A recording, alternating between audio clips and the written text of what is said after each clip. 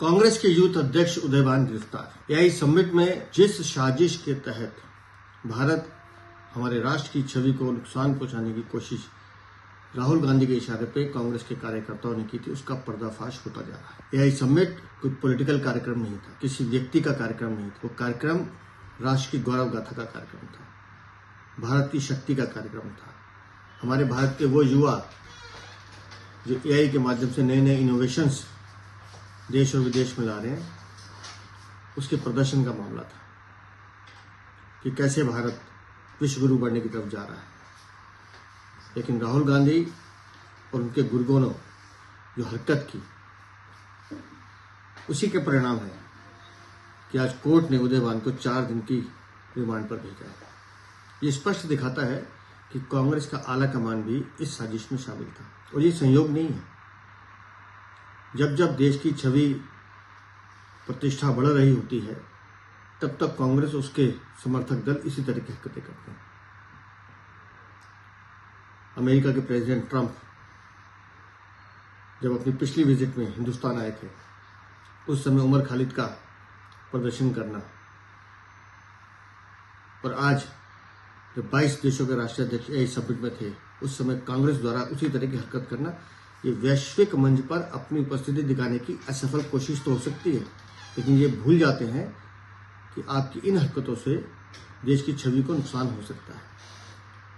लेकिन मैं ये भी कहना चाहूँगा कि देश की छवि को नुकसान पहुंचाने वाले कोई भी हों, कांग्रेस राहुल गांधी या उनके गुर्गे, उनके खिलाफ सख्त कार्रवाई कानून कर रहा है और उसका हम स्वागत करते हैं। कांग्रेस के यूथ अध्यक्ष उदयभान गिरफ्तार। एआई समिट में जिस साजिश के तहत भारत हमारे राष्ट्र की छवि को नुकसान पहुंचाने की कोशिश राहुल गांधी के इशारे पे कांग्रेस के कार्यकर्ताओं ने की थी, उसका पर्दाफाश होता जा रहा है। एआई समिट कोई पॉलिटिकल कार्यक्रम नहीं था, किसी व्यक्ति का कार्यक्रम नहीं था। वो कार्यक्रम राष्ट्र की गौरव गाथा का कार्यक्रम था, भारत की शक्ति का कार्यक्रम था।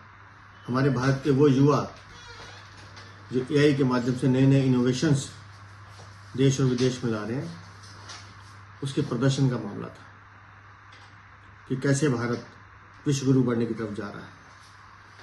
लेकिन राहुल गांधी और उनके गुरगोनों जो हरकत की,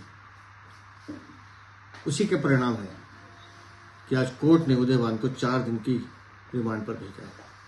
ये स्पष्ट दिखाता है कि कांग्रेस का आला कमान भी इस साजिश में शामिल था और ये संयोग नहीं है।